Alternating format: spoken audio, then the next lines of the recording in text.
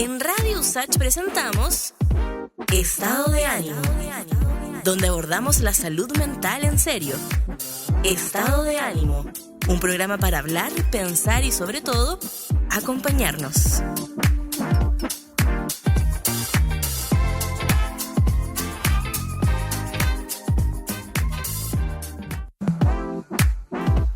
Hola, buenas tardes ya a todas y todos en un nuevo programa de Estado de Ánimo, aquí con, yo aquí, Nicolás Fernández, con Julia Navarro, conversando precisamente estos temas que son tan relevantes para la vida, encuentro yo.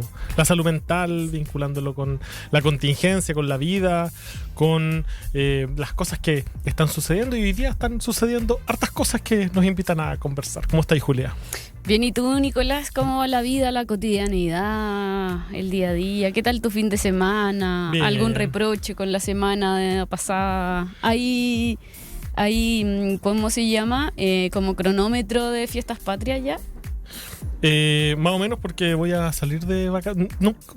Varias veces he salido para el 18, así que este año también voy a salir, así que no voy a estar para el 18. Eres de los que aprovecha, que poco patriota. Poco patriota. Sí. Pero tendremos que hacer una fonda a la vuelta. A la vuelta hacemos la fondita de Estado de Ánimo. Y sí, a diferencia, yo no me podría escapar, mi familia no me lo perdonaría. ¿Hacen como cosas de familia? Sí, pues familia de campo. Es como la fecha que no puede faltar, ¿cachai? No, por más que no tengas vacaciones, que te den la semana, es la fecha que no puede faltar en la familia Pino. Son los mismos que me reprocharon que solo en el GC me ponían Julia Navarro y que en redes Julia sociales, exactamente. Esa misma familia, así que imagínate la intensidad. Besitos para ellos, nos vemos el 18. Sí, pues ahí, no sé, tengo primos que son campeones de cueca a nivel nacional. Se celebra, hay un programa para el 18, programa así como con actividades. Qué divertido. ¿Cachai? Se inaugura la fonda, se corta la cinta. No, a mí me encanta el 18, me gusta harto el 18. Pero bueno, justo vamos a salir de vacaciones con toda la familia. Sí. Oye, estamos con hartas cosas en este mes, y el tema que vamos a estar tocando en este capítulo tiene que ver con una conmemoración o día que se hace de reconocimiento de este mes, que el día miércoles 10 de septiembre de este año, mismo día del debate presidencial en la noche, se conmemora el Día Mundial de la Prevención del Suicidio. Tema que cae de cajón a un programa como este, en donde hablamos temas relacionados, por ejemplo, a la salud mental. Y se ha consagrado siempre el mes de septiembre como el mes de la prevención del suicidio. Entonces vamos a estar tocando estos temas, viendo cómo las ideas que tenemos en torno a esta temática, cómo enfrentarlo, cómo abordarlo, qué significa hacer prevención del suicidio y la relevancia que tiene para esto en este mes, pero este mes que es también todo el año, ¿no es cierto? Sí, sin ir más lejos, el programa anterior mencionábamos esto de los retrasos en los caminos, en los trayectos en el metro, y no es menor que, claro, sea septiembre, un mes que no solo viene cargado con esto de las expectativas del 18, de nuestras fiestas patrias en Chile, sino también con un cambio estacional, se le llama la primavera gris, ¿no es cierto?, a propósito de los casos de depresión que aumentan en estas fechas y los suicidios que finalmente, o las intenciones de suicidio que se terminan, no sé, robando el protagonismo de un cambio estacional que para no todos cae de la misma forma. Junto con esto también, el fin de semana tuvimos el cambio de hora, entonces también hay mucho de vincular, que afecta nuestro estado de ánimo justamente el cambio de hora. Ya hay estudios acerca de eso, de que finalmente no solo afecta el estado de ánimo, que la gente puede estar más irritable si es que duerme más, sino que también metabólicamente tiene un impacto. Entonces, también no solo a nivel de emociones, sino que en nuestro cuerpo repercuten también todas estas condiciones estacionales, donde también cumplimos expectativas propias, cumplimos expectativas ajenas. Es un mes complejo, pero por lo mismo nosotros queremos abordarlo de la manera más sencilla, aunque sea un tema complejo, que no sea excluyente hablar de un tema que de repente puede ser delicado, no queremos herir sensibilidades, al contrario, queremos abrazar este tema para poder ser compañía también en estos tiempos que corren. Una cosa es que sea complicado y la otra es no hablarlo. Y yo diría que cada día se habla más de este tema. Y se habla más de la salud mental, también se habla más de la prevención del suicidio. Yo diría que eso es algo importante a ir notando. Porque así como existen los accidentes cerebrovasculares, así como existen la amigdalitis, también existen otros temas que tienen que ver con la salud. Y por ejemplo, en este caso de salud mental, que tiene que ver con el riesgo de suicidio, que también es un tema de salud. Y en ese sentido tiene que ser, o tiene que ver con la salud y tiene que ser abordado de esta misma manera. Sí. Bueno, yo creo que para este tema surgen muchas interrogantes. De hecho, al preparar la pauta, yo, por ejemplo, en algún minuto recolectar la bibliografía, qué recomendar. Lo más fácil, de cierta manera, ¿no es cierto?, es la identificación. Cómo hay literatura que identifica estos casos, hay poca literatura teórica, digamos, sobre el suicidio netamente.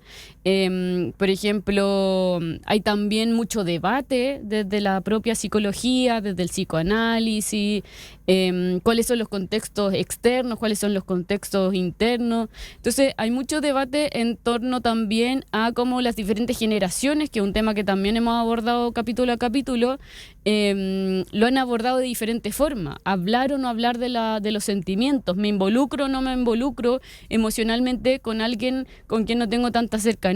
Si alguien llora, ¿cómo lo atiendo? ¿Cómo lo comprendo? ¿Cómo comprendo esas situaciones? ¿Soy una carga si es que transmito una depresión para los demás? No quiero ser una carga, etcétera. Hay muchas dificultades, yo creo, y por eso mismo es bueno que se puede hablar. Yo abrí la cajita de preguntas en mi Instagram la semana pasada a propósito del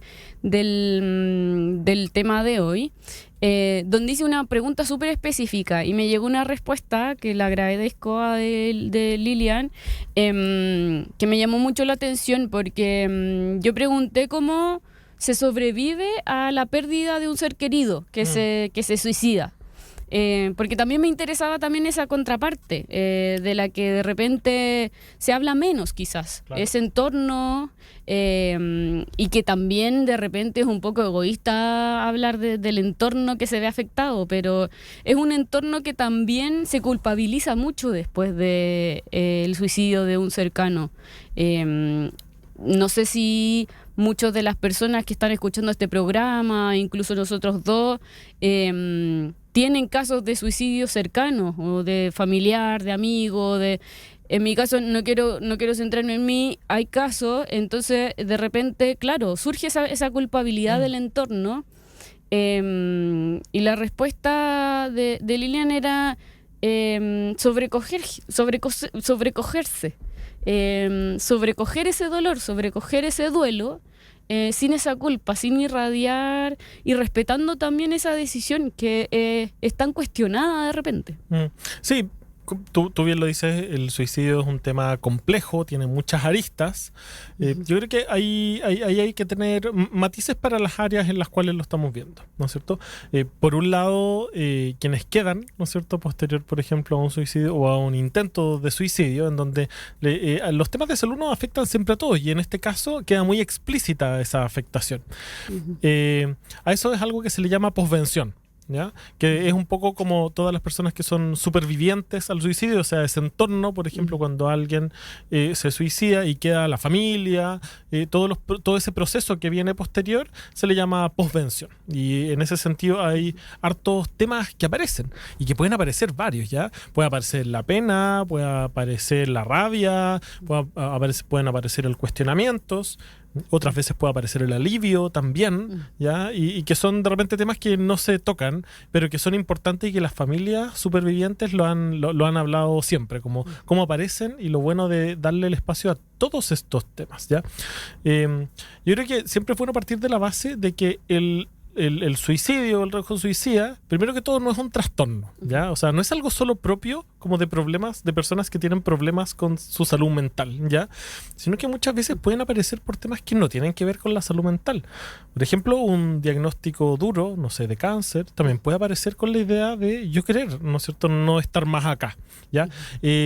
Una situación económica difícil, por ejemplo, puede hacerme también sentir en un momento que yo no tengo salida, que no tengo escapatoria, y también el no querer estar más acá. Entonces, no se asimila solo a problemas de salud mental, pero que evidentemente sí tiene que ver con la salud mental y con su abordaje.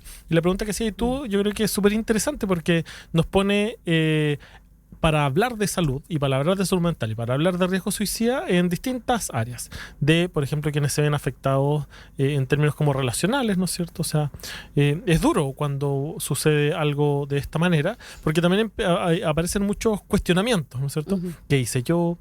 ¿Qué podría haber hecho? Y si bien la responsabilidad nunca está de un lado, siempre son multifactoriales, hay un llamado siempre importante a poder ayudar a prevenir esto lo más posible. Y para eso hay muchas herramientas que están estudiadas y que han servido, ¿ya? Independiente de que hayan veces en las cuales no se logre, ¿no es cierto?, como poder intervenir, lo importante es saber que logremos hacer todas las acciones posibles para poder hacerlo. Porque así también es como hemos disminuido, por ejemplo, las tasas de suicidio en Chile, ¿ya? Y eso cuando vemos, por ejemplo, en decenios, ¿no es cierto?, en cada 10 años, ¿no es cierto?, en el último decenio tuvimos 10,7, si no me equivoco, y en el anterior 11,5, si no me equivoco. O sea, es una tasa que logra de repente ir bajando un poquitito, pero que sigue estando muy fuerte, por ejemplo, en dos grupos grandes, ¿no es cierto?, en términos de los intentos para jóvenes y en términos de suicidios para personas mayores, por ejemplo. Hombres mayores tienen una tasa muy, muy, muy, muy alta, y que ahí es como lo hablábamos antes. O sea, tiene que ver también con las condiciones de vida que uno tiene. Siempre he creído que el suicidio tiene mucho que ver también con el cómo nosotros tenemos la capacidad de dar y de dar garantías de vidas que valgan la pena ser vividas. Yo creo que ahí hay un componente social bien importante para prevenir el suicidio. Sí, ahí hay una arista que a mí también me sonaba mucho en la cabeza y me resuena hasta el día de hoy, que también va con la voluntad de la persona, que muchas veces hay una voluntad intransigente con una decisión que ya está tomada, y ahí es bueno también respetar esa voluntad, ¿no es cierto? Pero también, y yo creo que son los casos que más repercuten y más duelen a nivel colectivo y a nivel de el círculo cercano de esa persona, cuando la dignidad de esa persona se ve alterada, ya sea... estoy pensando en el caso de este libro que recomendé hace 4 o 5 capítulos atrás, de La luz difícil, de Tomás González, donde había un chico que tuvo un accidente y sufría dolores crónicos. Ahí hay una voluntad porque se está pasando, porque su vida, su existencia ya no tiene soporte. Pero con la tercera, cuarta edad, que claro, las expectativas de vida van creciendo, pero... no así las condiciones materiales para llegar a esa edad. Entonces no son igualitarias esas condiciones. Y ahí es cuando volvemos, que en este programa hablamos mucho de cómo el Estado, la sociedad, una red comunitaria da soporte a esa dignidad de cómo llegamos a la vejez. Ha sido tema de programas de gobierno, sí, pues, viene de hecho justamente, y ojalá sea un tema también central porque salud mental viene aparejado a cómo transitamos cada uno de nuestras etapas vitales. Sí, pues, y el riesgo suicida también es parte de una crisis de repente en temas de salud mental. O sea, eso es algo que tiene que ver en este sentido. Y sí, tiene que ver también con las condiciones que viven, pero también con la forma que tenemos para poder prevenir permitir que estas ideas ganen a veces, ¿no es cierto? Yo siempre explico un poco como que el riesgo suicida tiene que ver no con la idea de querer morir, sino con la idea de querer dejar de sentir lo que estoy sintiendo. Normalmente quienes tienen riesgo suicida lo han relatado más de esa manera. No es las ganas de morir, no es morir, sino es dejar de sufrir, dejar de sentir eso que estoy sintiendo. Claro. Entonces, si uno lo piensa de esa manera, hay varios temas. Muchas veces la impulsividad tiene mucho que ver con que realmente se lleve a cabo, ¿no es cierto?, como un suicidio. Y en ese sentido poner apoyos a esa impulsividad ayuda, ¿ya? Que haya gente a la cual yo pueda llamar. Trabajamos en salud algo que se llama un plan de emergencia o plan de crisis, ¿no es cierto?, en donde uno tiene distintos elementos para poder llamar a un amigo, hacer actividades que me hagan dejar de pensar en esto y tal vez afrontarlo de otra manera, de alguna manera que dejen de hacerme mirar. Yo de repente lo veo como, ¿viste la película Intensamente? Sí. Que tenía como distintos caminos como la personalidad, ¿no es cierto? Tenía como 5 como ciudades, ¿no es cierto? De repente el riesgo suicida o la ideación suicida aparece cuando yo no veo ninguno de los caminos posibles. No es que yo quiera morir, sino que no veo otra alternativa para poder seguir adelante. Y ahí los vínculos, por ejemplo, son como pequeñas luces que ayudan a que uno vea también que hay más alternativas y de que eso que yo estoy sintiendo en el momento puede cambiar. Hay una cita de un libro que después les voy a mencionar que me hace mucho sentido justamente a lo que estás diciendo, de un protagonista que pasa por una situación, de ahí la voy a explicar, pero por ejemplo, una cita solo porque grafica mucho lo que estabas diciendo. Él dice: en su opinión no había destino humano a salvo de las malas decisiones. Aquella conversación no lo tranquilizó, pero empezó a aceptar que merecía vivir.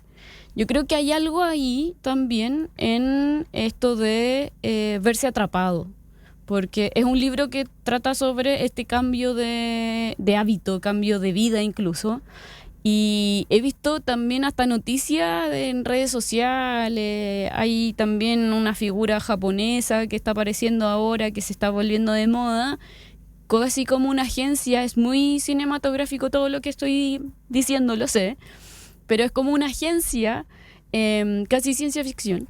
Es una agencia que se encarga de hacerte desaparecer de la existencia de la vida en la que estás. Y de un día a otro desapareces y te cambian de vida, te cambian de identidad, de lugar de vida. Es como ese borrón y cuenta nueva que de repente hace eco en alguien que ya no quiere seguir viviendo la existencia o bajo la identidad que tiene, etcétera, etcétera. Y por ahí también va este libro. Entonces, yo creo que todos en algún minuto también pasamos por esas crisis, ¿no? De mediana edad, la crisis de la adolescencia. Hay varios mitos también.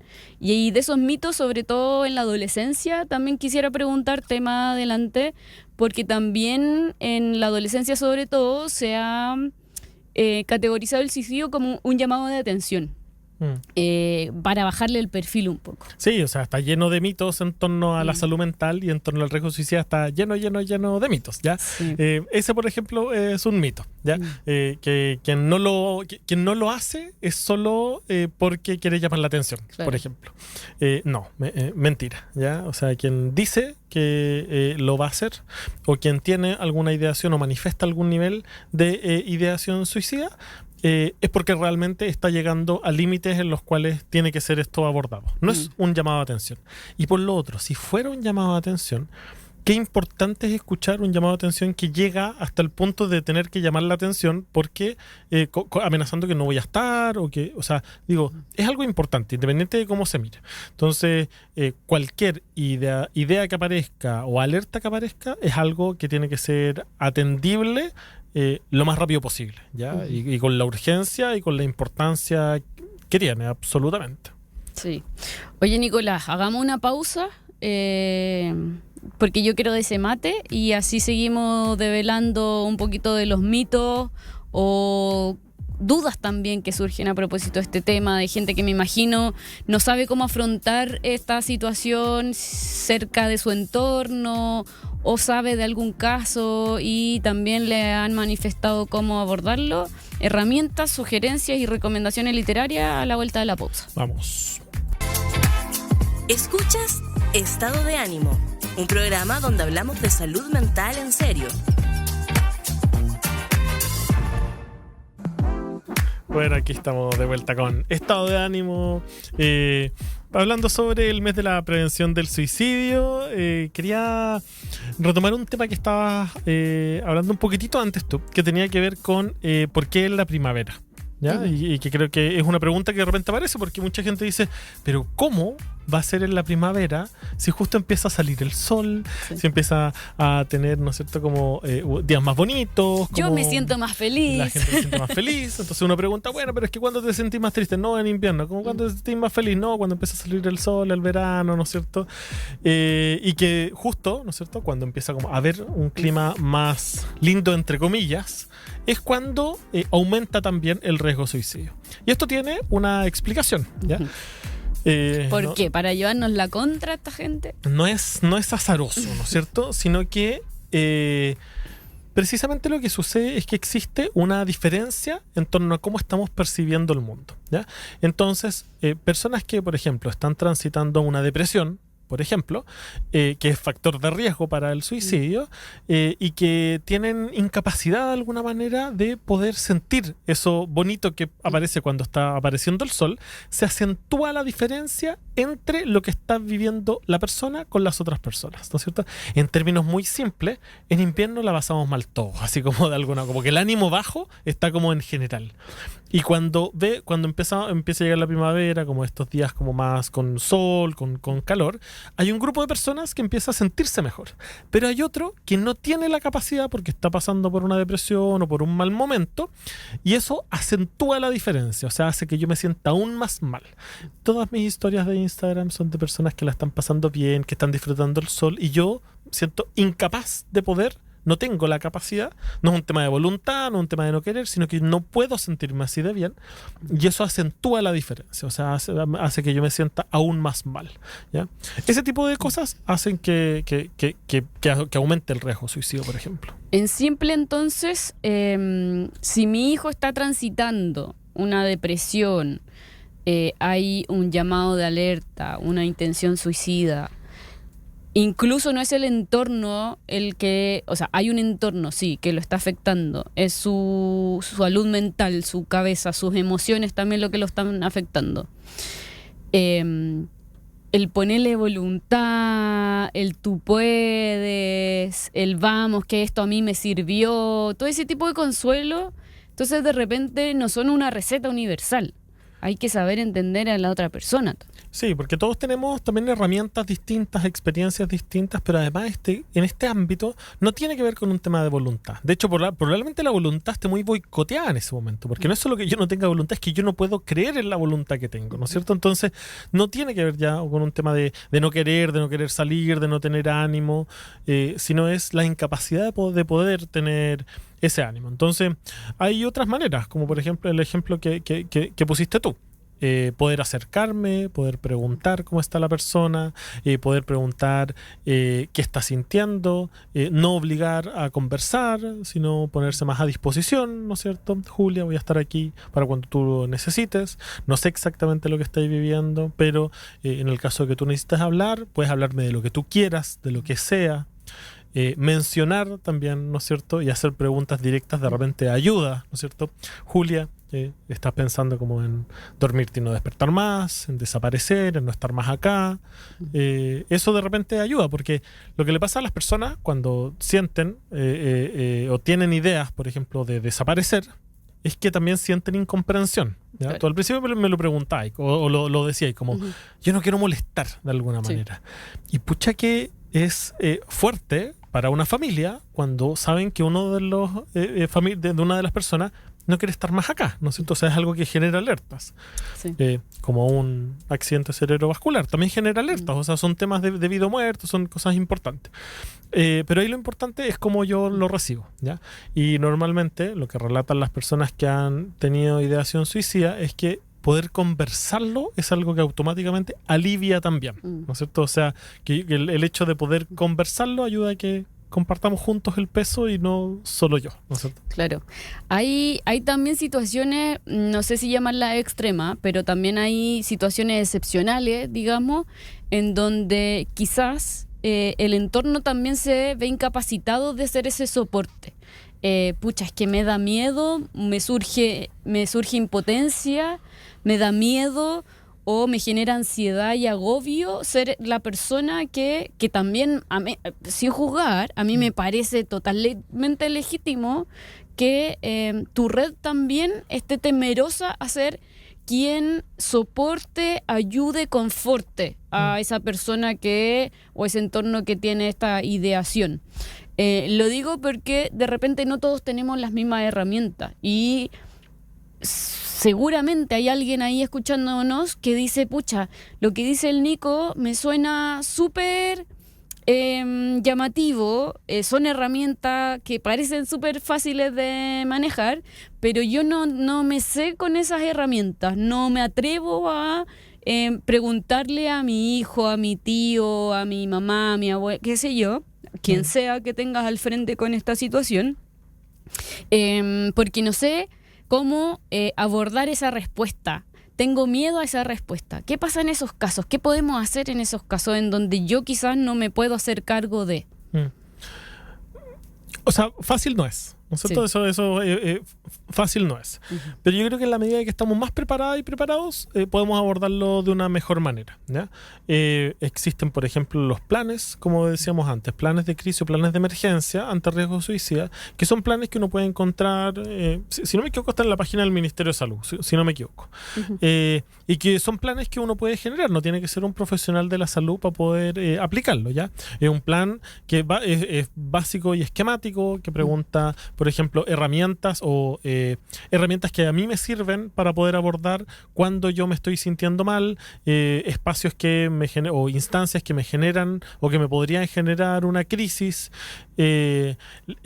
vínculos que me sirven para momentos de crisis, vínculos que me sirven para poder solucionar la crisis, o sea, pregunta algunos temas así. Y en la medida de que yo lo tengo, que yo puedo elaborar uno, me puede servir también para poder ir abordándolo. Ahora, esto también tiene que ver con la salud y en ese sentido, si es que yo no siento las herramientas, perfectamente, por ejemplo, podemos tener una hora con un psicólogo, una psicóloga, que nos ayude a construir esas herramientas, ¿ya? Y eso es algo que hacemos en psicoterapia, por ejemplo, ¿ya? Cuando, no sé, si por ejemplo hay una persona con un riesgo suicida, lo que uno puede hacer de forma natural y que, por ejemplo, yo hago en terapia es citar a la familia para poder construir juntos un plan de cuidado y estar todas y todos alerta. O sea, es como cuando, no sé, si por ejemplo, tuviste de nuevo un accidente cerebrovascular y piden que alguien de la familia esté cuando se le dan las instrucciones del cuidado postoperatorio o post alta de la hospitalización. Esto no tiene diferencia, ¿no es cierto? Entonces se le dice, bueno, tenga ojo, ayúdelo a levantarse cuando se va a levantar de la cama al baño porque se puede caer, porque va a tener mareo. Ya, esto es exactamente igual, ¿no es cierto? O sea, si yo tengo un tema de salud, como puede ser un riesgo suicida, yo puedo también incluir a la familia en el tratamiento y en el cuidado. Y eso podemos hacerlo acompañado de un profesional de la salud. Son súper buenas las herramientas que nos entregas y de hecho yo estaba pensando en la serie El Oso de Bear. No sé si la viste, pero como ha estado de moda... No la vi. Ya, como pero ha estado de necesito moda... sí, me parece muy atingente de mencionarla porque quienes la han visto, ya sea hasta su última temporada, aborda justamente el tránsito de una persona mega exitosa, de un chef muy exitoso, al que se le suicida el hermano que tenía un local de sándwiches en California, no sé, si me equivoco me corrigen. Y claro, la serie es como, bueno, se hace encargo de este tránsito del chef que vuelve a ser cocinero en un local casi de mala muerte, cayéndose en deuda y todo el tema, pero finalmente es una serie sobre el duelo. Son 4 capítulos, me parece que es la última temporada, o sea, 4 temporadas, perdón, de 8 capítulos, son capítulos de corta duración.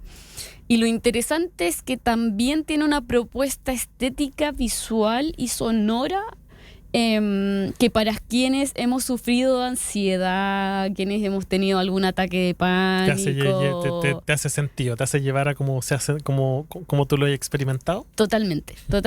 Hay unos diálogos magistrales en donde también está esto de cuando uno no quiere molestar y estás transitando no solo el duelo, sino un trauma familiar.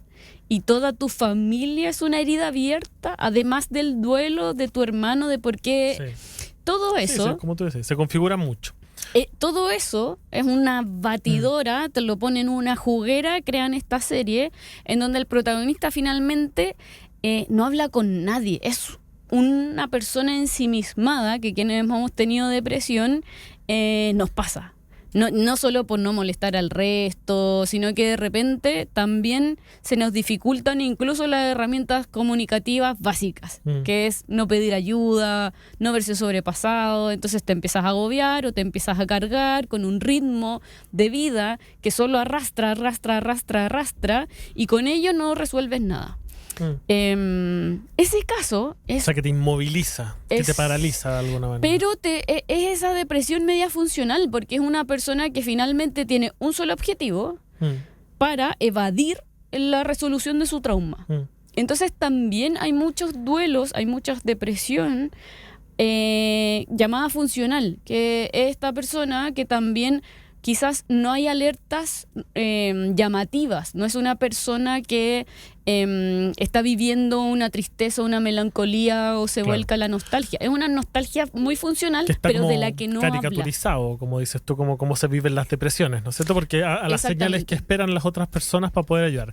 Pues, yo hace como 4 años que todos los septiembres de los años yo subo un video de prevención del suicidio que lo subí a mi Instagram, @unpsiconico, que trata precisamente es una campaña de un equipo de fútbol, ¿cachai? Y que muestra a 2 personas que muestra cómo llegan al estadio todas las veces, y que son 2 personas, ¿ya? Y una está como muy tranquila y la otra está muy eufórica, ¿cachai? Entonces la otra, cuando hay un gol, el eufórico se levanta de una y está rápido, así como dice, gol, y el otro que está al lado se para más lento y está como más tranquilo. Entonces lo que busca es que tú esperes que en algún momento le pase algo al que está bajoneado, al letargado, al que está lento y todo. Y la última escena del video es que ya no está el que estaba más eufórico, que tú veías ahí como asimilaba ahí con esta caricatura como a la alegría, al que le estaba bien, y ya no está, y el otro como que pone, no sé, algo para recordarlo, ¿caché? Como hacía alusión a que se había suicidado. Entonces, como decís tú, como las señales normalmente no son siempre las mismas, ¿ya? Como las caretas, ¿no es cierto?, se ponen mucho en salud mental, porque también es muy duro cómo procesarlo, como decías tú, como a propósito de esta película, ¿no es cierto? Serie. ¿Serie? A propósito de esta serie... El oso, porque están viendo solo este fragmento del capítulo. El oso. Ya no recuerdo si la vi o no. No, me parece que no, porque lo hablamos ya antes. Sí, no. O sea, incluso antes. No la he visto. Pero se le llama, ¿no es cierto? En salud mental somos buenos para ponerle nombre a todo. Masking, ¿no es cierto? Que es como... nombre gringo, claro, una máscara. Que es una máscara, ¿no es cierto? Que la gente que está con problemas de su salud mental... Yo realmente creo que prefiere poner una máscara porque ve más peligroso el decir lo que está sintiendo que el esconderlo. ¿Ya? Claro. No es solo propio como de la salud mental poner máscaras, sino se ve más peligroso eso. Siento que voy a molestar, siento que me van a estigmatizar, siento que van a rumorear de mí, etcétera, etcétera, etcétera. Entonces eso termina alejándome de las otras personas, ¿no es cierto? Claro. Y sufriendo más en soledad que en compañía. Entonces, parte de lo que podemos hacer para prevenir el suicidio es derribar la estigmatización en salud mental, conversar sobre estos temas, hablar, ¿no es cierto? Poder abrir espacios que sean cómodos para las personas para poder hablar eso que están sintiendo, que puede ser una depresión, pero también puede ser un riesgo suicida en el cual yo pueda no encontrar barreras, ni encontrar portazos, ni frases vacías de dale tú podís, ¿no es cierto? Sino más, bueno, llevémoslo juntos, veamos cómo lo hacemos, como más desde la compañía.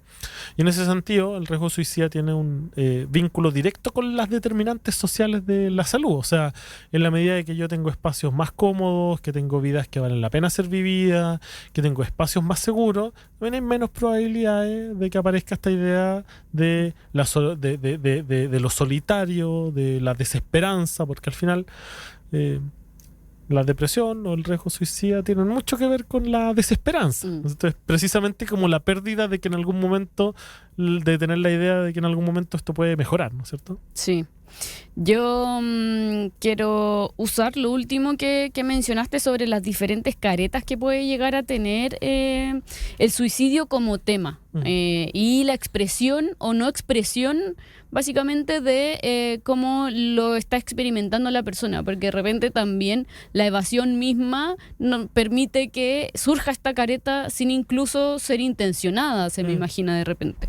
Y hay un ensayo que yo lo he recomendado desde que lo leí, que fue hace, no sé, 2-3 años por la guagua que tuvo mi amiga, que me lo estaba leyendo en esa época, que se llama El Dios Salvaje, de Al Álvarez. Por ahí parece que se... Creo que lo había recomendado, lo habíamos hablado antes acá, ¿o no?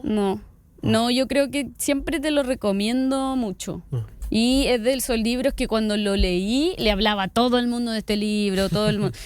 Es un ensayo sobre el suicidio de Al Álvarez, como decía, y a propósito de todas estas diferentes caretas, es como una especie de ensayo semi-historiográfico, pero que también trae a colación muchas citas de la literatura, de la filosofía, cómo culturalmente se ha representado el suicidio, no solo las caricaturas, sino las representaciones, las ideaciones de esto de que no es necesariamente, y ahí lo conectaba con el otro libro con el que también pensé mucho este capítulo, con El malestar en la cultura de Sigmund Freud, que no es necesariamente el suicidio una alegoría o una especie de fanatismo por la muerte. La gente no es que busque el deseo de morir, de no existencia, sino esa desesperanza de cambiar de vida, de cambiar de dejar de sentir, como tú bien lo decías antes, lo que estoy sintiendo.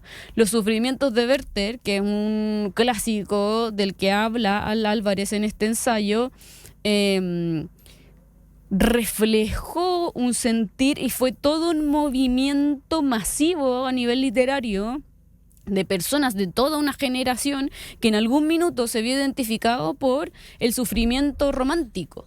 Y así se han representado diferentes sufrimientos, dolores, pesares, desesperanza, malestares sociales, culturales, políticos, económicos. El económico yo creo que hoy en día está siendo protagonista en muchas mentes, en muchas personas, y cómo esa identificación finalmente no solo permite hablar de estos temas y ha permitido que la idea del suicidio se aborde culturalmente de diferentes maneras y cada sociedad, cada ideología tenga su visión diferente, totalmente válida, cada una de ellas, frente a este tema. Es un ensayo, pero magnífico. De verdad que yo creo que en redes le voy a hacer algo especial para hablarles de todos los detalles que tiene. Es de Fiordo Editorial, yo lo leí hace tiempo, tiene todos los post-it que pueden ver. No auspiciado. Nunca auspiciado. Lecturas que solo me gustan acá. Y para los más teóricos y técnicos que quieran meterse como psicología, no sé si es tan dura, porque este es como de los primeros textos de Freud, sí, me parece. Y en esta edición de la Universidad Adolfo Ibáñez, ellos empezaron a hacer esta colección como de clásicos, a propósito de un curso que ellos hacen, como de bachiller en filosofía, Y está bastante bueno porque tiene esta estructura pseudoacadémica, tiene un contexto además, entonces para abordarlo de manera, no sé si sencilla, porque nunca va a ser sencillo leer a Freud, hablándole a la multiplicidad de personas que nos pueden estar escuchando. No se me ofendan los psicoanalistas con este comentario.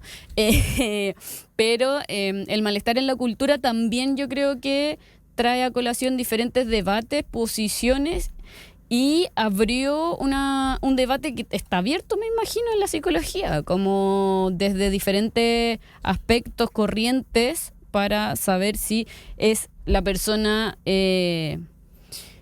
desencantada con su entorno, es la cultura, es desde un punto hasta moral, el malestar viene inherente al ser humano, etcétera. Es muy interesante abordarlo desde ahí, verlo desde allá. Si se hacen ese tipo de preguntas, bienvenido sea este libro. Oye, me gustan tus recomendaciones precisamente porque como lo hemos hablado acá, una forma de poder acercarnos a ciertos momentos o ciertos temas relacionados a la vida o a la salud mental o a estos estados de ánimo, tiene que ver también con la literatura, ¿no es cierto? Que nos da y nos habla un poco de la vida también, de cómo la sentimos, de cómo la vivimos, de cómo es. Así que quiero invitarte a que recomiendes los otros libros al tiro. ¿Al tiro? Sin pausa. Sí. Démosle al tiro para poder alcanzar, si no quedamos muy apretados después. Sí, así que siempre termino hablando, cosa que a mí no me sale. Aquí yo soy fan de la Pía, que hace el programa de música, el arte y oficio, y tiene una manera impresionante de decir palabras no sé cuántas palabras por segundo dirá, pero te admiro de verdad, porque yo soy demasiado torpe para hablar y modular y concentrarme para modular a la vez. Dale con el. Oye, dos recomendaciones bacanes. Una me gusta más que la otra, debo decirlo, porque yo recomiendo cosas que me gustan, pero también soy súper franca al decir con qué lectura lo pasé bien, y en gusto no hay nada escrito. A propósito también de la diversidad de expresiones, Tokyo Blues de Haruki Murakami y La vida feliz de David Fuenquinos, no sé si lo estoy pronunciando bien, siempre perdónenme. Son dos lecturas súper complementarias. Por una parte, el libro de Haruki Murakami, Tokyo Blues, nos muestra la juventud marcada por la pérdida, la depresión y la imposibilidad de aferrarse a quienes amamos. Entonces tiene que ver con esa desesperanza romántica, si se quiere. Es una novela súper melancólica que mira de frente la herida de la soledad en la adolescencia. Entonces es un libro que en la librería también se pide harto. Murakami, por lo general, es un autor que se vende siempre.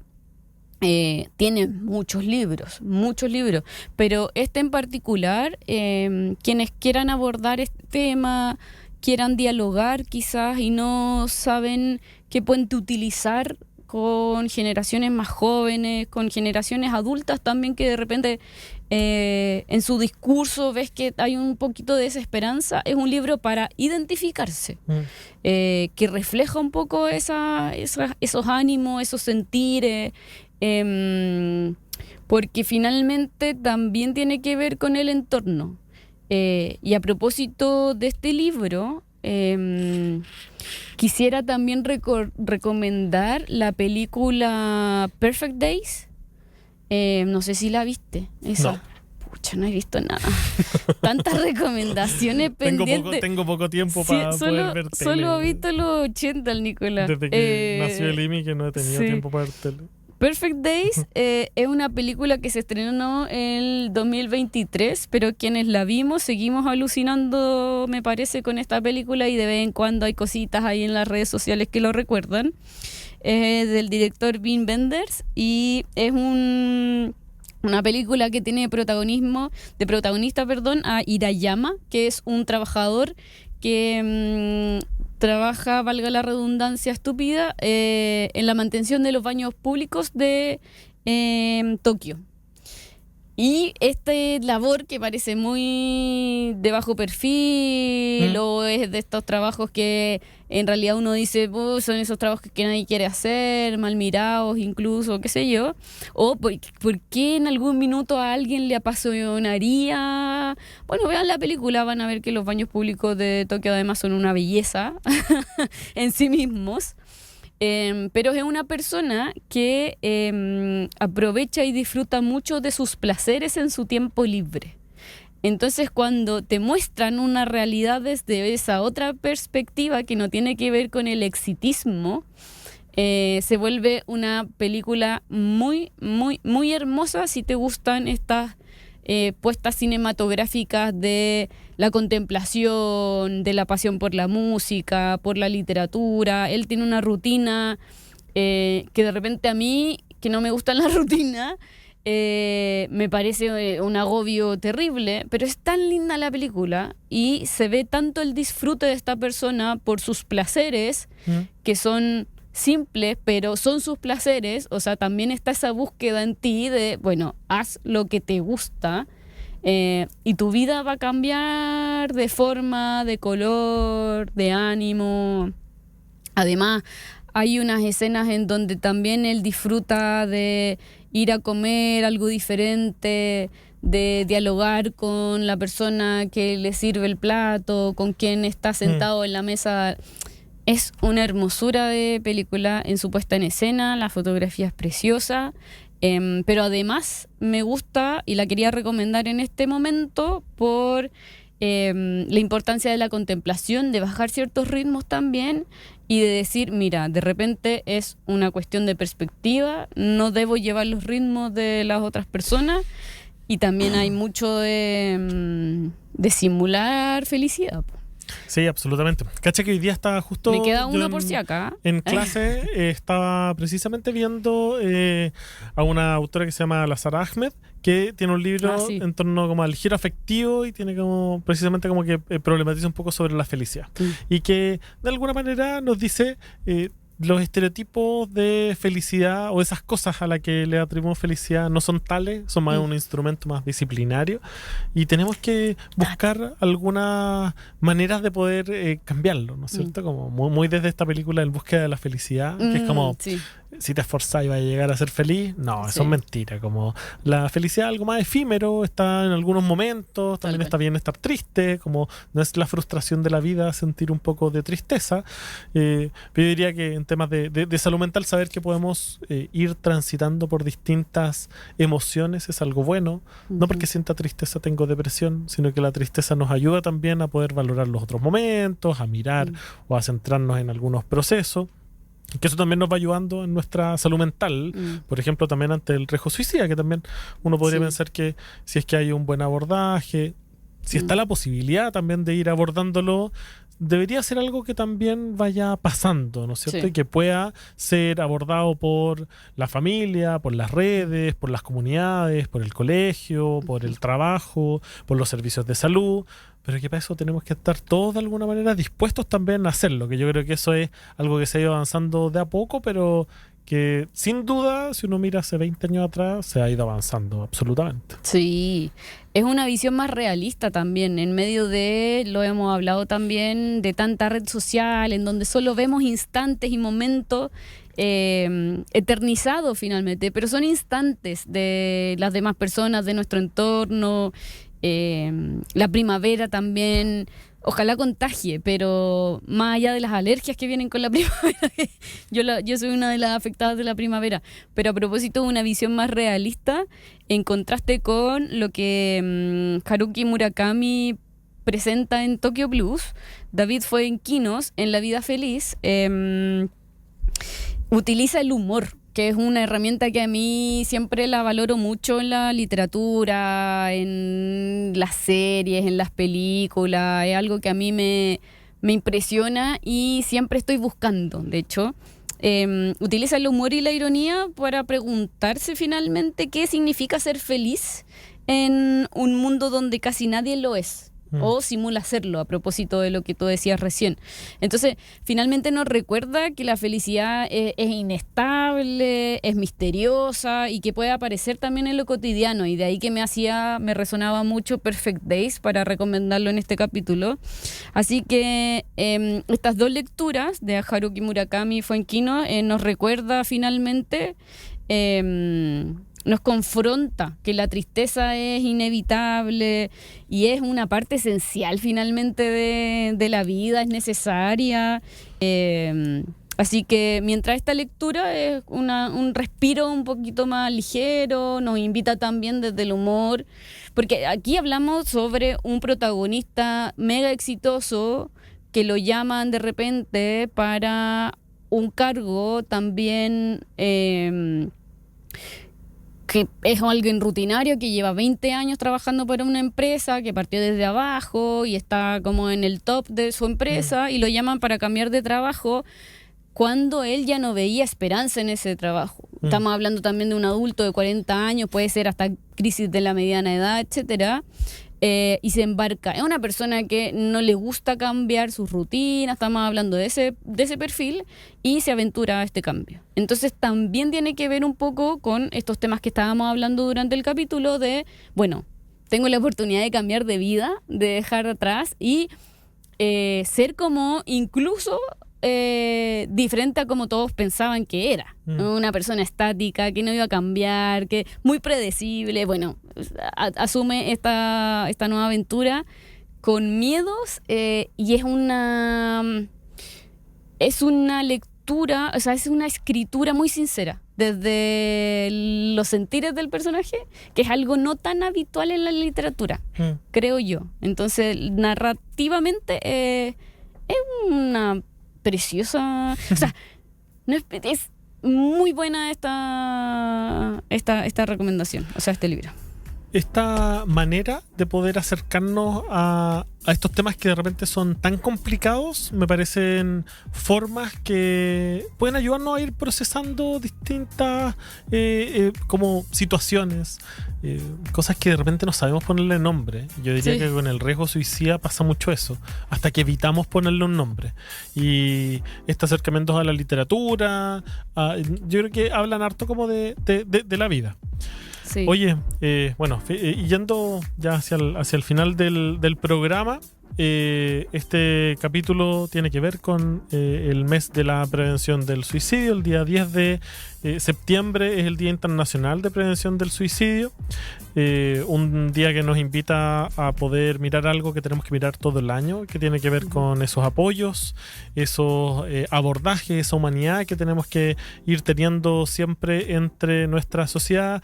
Este es un momento para quienes nos estén escuchando de cuidar y recordar a quienes tal vez no la están pasando tan bien, que están pasando por situaciones que estén complicados, con alta exigencia en la universidad, con momentos difíciles en el trabajo, momentos difíciles familiares. Este es el momento de pescar el celular, mandarle un mensaje, juntarnos en la tarde con esta persona. Los vínculos salvan vidas, ¿ya? Y eso es algo súper importante.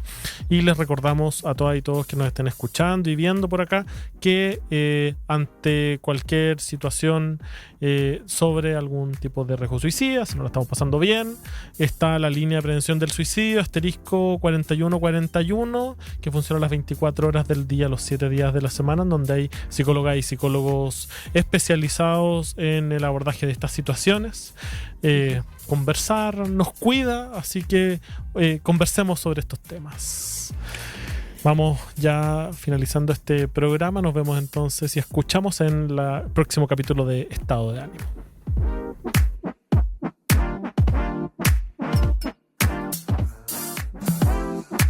Aquí finaliza Estado de Ánimo, un programa para hablar, pensar y sobre todo acompañarnos.